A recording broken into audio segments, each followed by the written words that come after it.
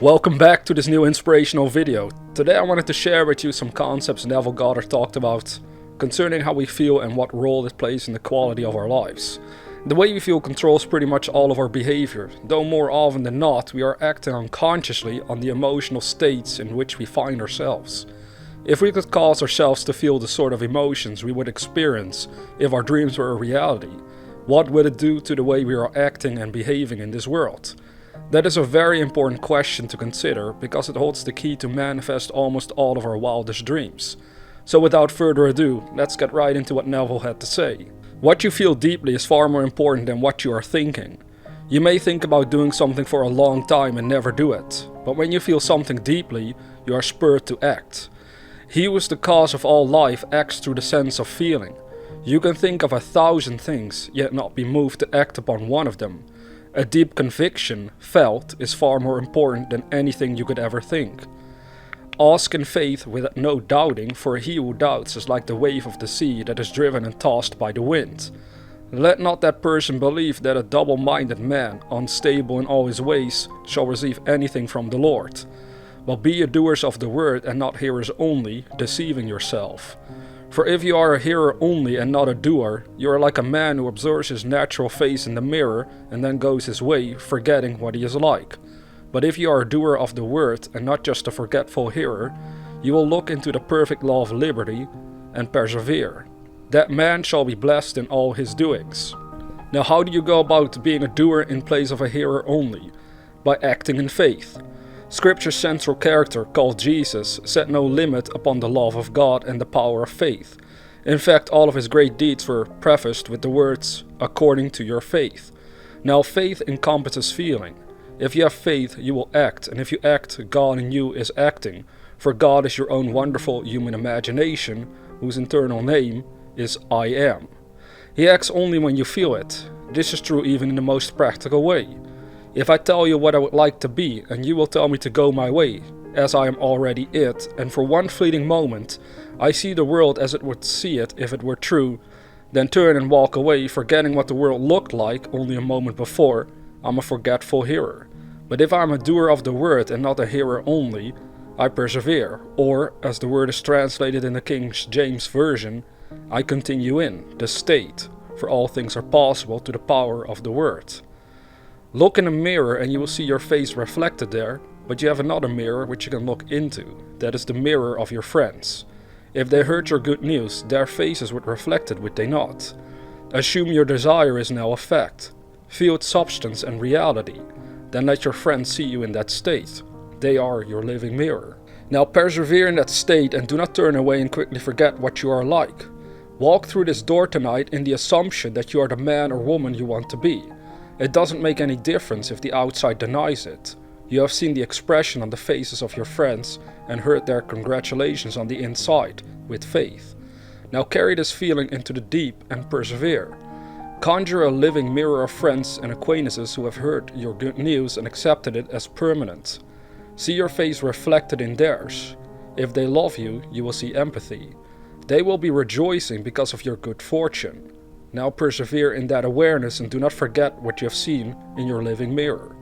If you do, you will be blessed in the doing, as you are told in the first chapter of the book of Psalms. Blessed is the man who delights in the law of the Lord, the perfect law of liberty, for in all that he does, he prospers. I tell you from personal experience that this works, but we are the operant power. It does not operate itself. You may have heard this law by the hearing of the ear and or read it in a book, but do you know that the law works from experience? Have you put it to the test? Have you proved it? If you have, then you can speak with an authority, which was not yours prior to the proving. May I tell you, through the use of this law you are completely set free. Feel in depth, for what you feel deeply is more vital than what you think. Every day you can think about how wonderful it would be if, and never act. But if every day you would feel how wonderful it is now, it will become true. Shakespeare said, assume a virtue if you have it not. A virtue must be felt to be assumed. Refrain from the assumption tonight, and it will be easy to refrain next week and still easier the next. But if you will assume your desire is fulfilled now, and persevere in that assumption through the sense of feeling, it will be externalized as a literal fact in your world. After smothering yourself in feeling, you have sent it on its way and cannot take it back. For prayer is nothing more than the subjective appropriation of an objective hope. Imagine by giving objective reality to your hope. Bring your hope so close that you can feel what it would be like if it were objective to you. Clothe yourself in that feeling and you have clothed yourself in the reality of your dream. The world will not immediately reflect your feeling, but you have set your desire in motion and cannot take it back. You have given a subjective state your blessing by giving it objective reality. Now it must fulfill its destiny so that you will be blessed in all that you are doing. If you don't give your subjective hope objective reality, you can't be blessed in its fulfillment. You must close yourself in the feeling that your wish is fulfilled. Jacob is your desire. Now he's talking about Jacob, Esau and Isaac, the story from the Bible, but he dissected that story in a way that it actually portrays certain elements of your own consciousness and how they should work together in order for you to realize your dream. So that's what he's talking about when he says Jacob is your desire, waiting to be clothed in the feeling of external reality. Catch the feeling and you have clothed Jacob with the external reality of Esau. Now deceive yourself into believing that your desire is externally real and give it your blessing by subjectively appropriating your objective hope.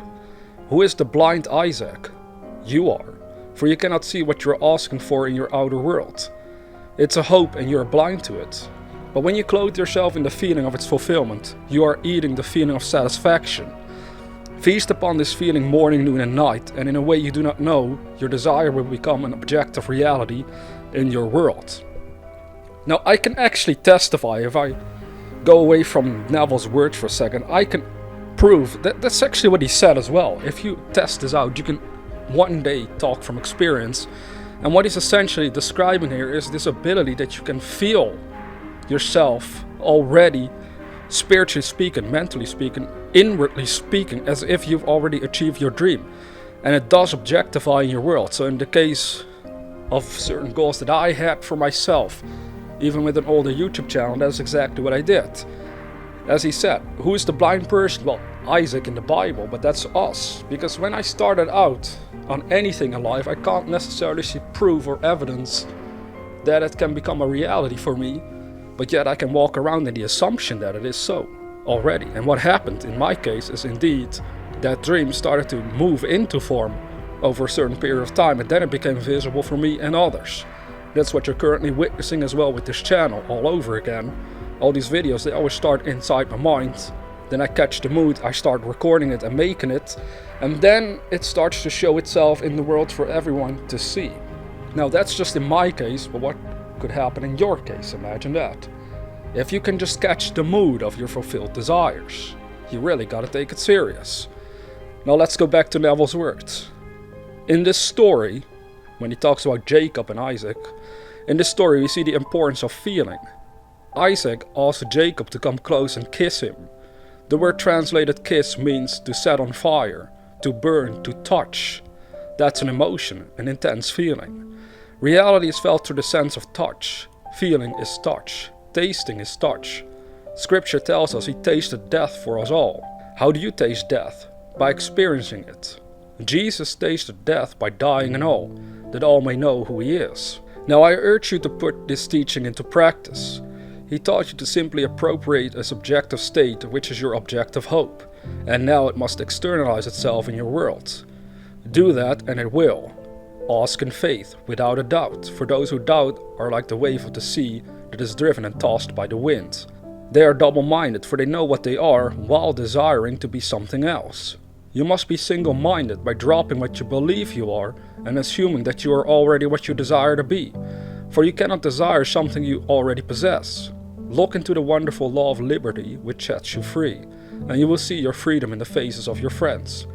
Persist in your assumption and it must come to pass. Now with the points I just shared from one of Neville's lectures, we can clearly see he is talking about getting into the spirit of our desires.